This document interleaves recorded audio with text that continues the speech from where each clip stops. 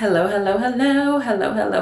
Welcome back to another episode of A Blankets Conversation. I literally get excited anytime I'm about to film a video, and I woke up smiling and it's a great day, so I'm excited to get into this conversation with you guys. I think I'm also very excited because the top that I'm wearing is so cute, but let me show it to you guys because it's really cute.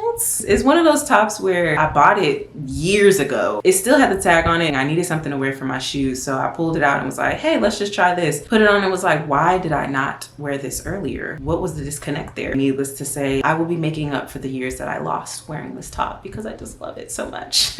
Also, it is a little toasty, so I will have my blanket for this conversation, but if you don't see it very often, again, that is why. One more thing.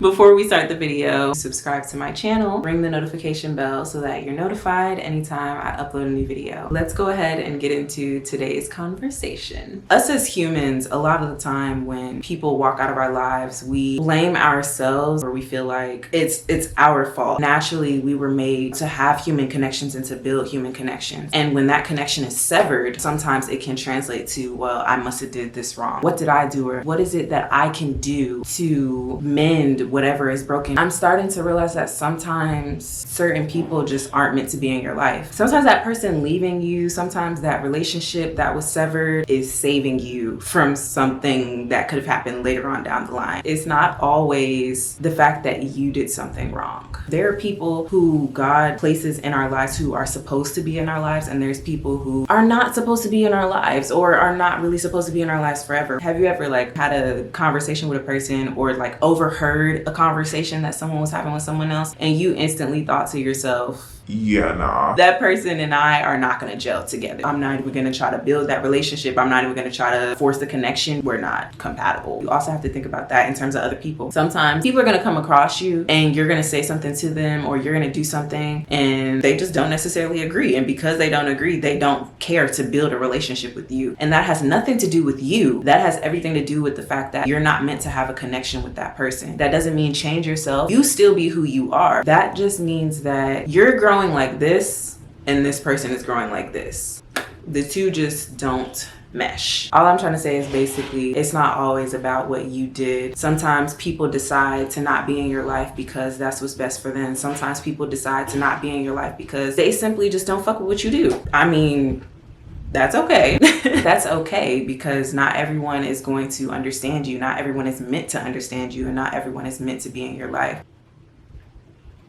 I always say that understanding prevents judgment. If I can understand you on this level, I have no need to judge you. Judgment comes from lack of understanding. You can also be in disagreement with someone's lifestyle and not judge them. And it doesn't mean that that person is any less of a person than you, or you're better than them, or they're better than you. That just means that you are not in agreement with something that a person is doing. And you can either choose to mess with them or you can choose not to mess with them. It's just kind of like, let people be who they are. Let people show you who they are, and you can decide whether or not you want to choose to have a relationship with that person or not. People can do that same thing with you. We're not meant to have a relationship with every person on the planet. There's billions and billions of people on this planet. We're not going to have a relationship with every single one of them. Everyone is not going to like you, and you're not going to like everyone, and that is completely okay.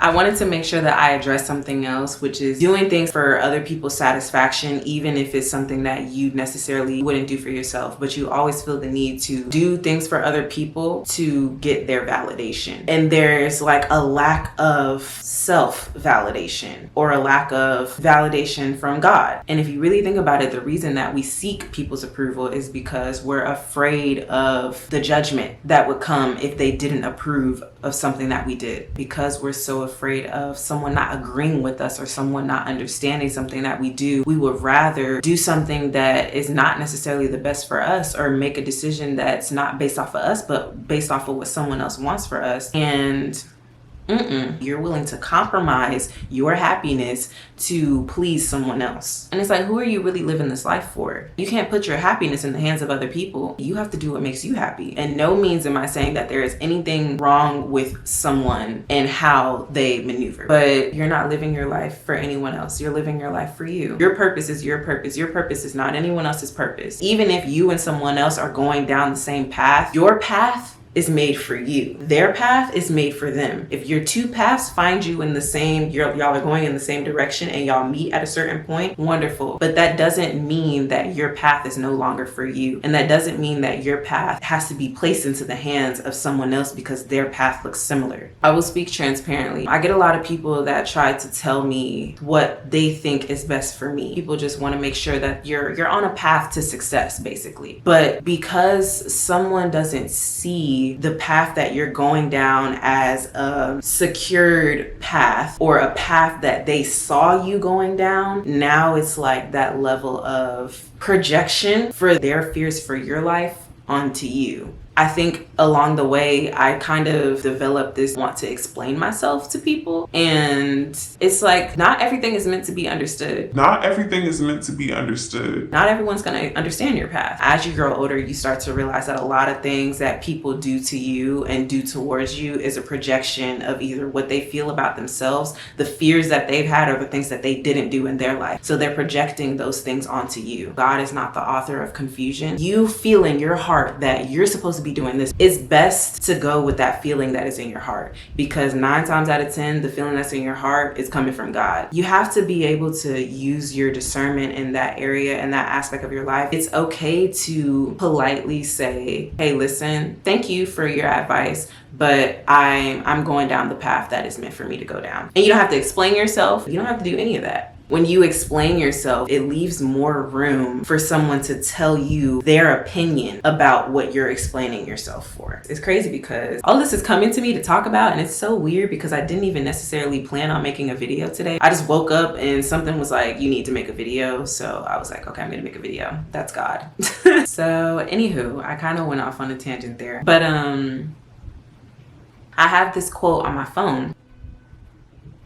Confidence is not, they will like me. Confidence is, I'll be fine if they don't. Being accepting of the fact that everyone is not gonna like you and everyone is not gonna understand you. Once you really start to accept that, it really does build your confidence. It really does build that self-awareness within you. As long as you commit to you, you don't need other people to commit to you. Everyone has something about them that makes them amazing. You know what I'm saying? But we also come with baggage. We also come with unhealed pieces. If someone is not willing to be in your life because of the things about you that you feel are harder to love, then maybe that person is not supposed to be in your life. You will have people that come into your life who are fully accepting of who you are, flaws and all, unhealed parts and all, baggage and all, traumas and all. And it's not that you have to share all of those parts of yourself with everyone, but naturally those parts of yourself, they're going to show in like the things that you do and how you move throughout situations and how you deal with people, you know. And life is about connections. And if someone is not willing to love the fact that you are who you are, regardless of the things that you struggle with, then that person, maybe they're just not meant for you. And sometimes, like I said, we see certain things about people and maybe that person is like a backtracking to us. So we decide that, hey, I can't deal with you. And it's not because that there's something wrong with you. It's just because I see that where you are may prohibit me from getting to where I'm going. Maybe you and that person are meant to, you know, have a connection in the future, maybe not. And that is okay. Life is about doing the things that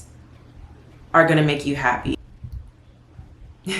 I really hope that you guys enjoyed this conversation. If you guys like this video, please don't forget to give me a thumbs up, subscribe to my channel to join the family, and ring the notification bell so that you're notified anytime I upload a new video. I love you guys so much, and I will catch you guys in my next video. Bye.